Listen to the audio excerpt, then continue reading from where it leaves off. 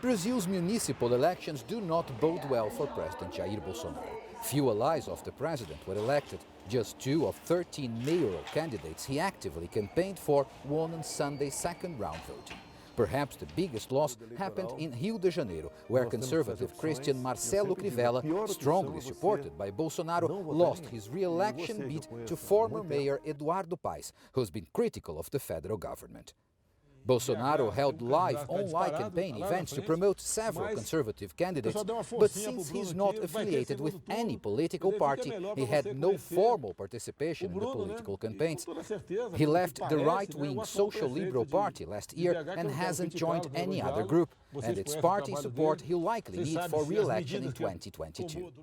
And it is very important for a president, an incumbent president, to have a party during the municipal elections, because it's an opportunity for him to grow this party and so to reinforce its political basis throughout the country, since mayors and city councillors are very important actors in terms of political articulations, political negotiations, looking to the next presidential and congressional elections. While the right and far-right allies of President Jair Bolsonaro didn't do well these elections, their biggest political opponents, Brazil's left-wing Workers' Party, didn't fare well either. For the first time since 1985, the party founded by popular former President Lula da Silva didn't manage to elect a mayor in any Brazilian state capital. Most analysts say the big winners were mid-sized parties in center-right and right-wing of the spectrum.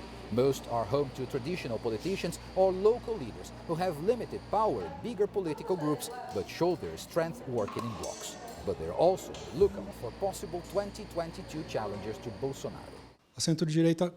Brazil's center-right is certainly leaving these elections very strengthened. They had the highest number of votes, and most certainly they will find a candidate. There are several potential candidates already trying to bring together different political groups to make themselves viable choices. At least one of them is likely to succeed in such articulations and come out as a strong contender.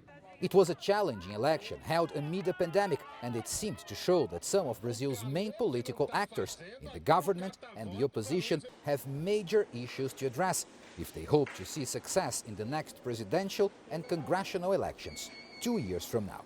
Paulo Cabral, CGTN, São Paulo.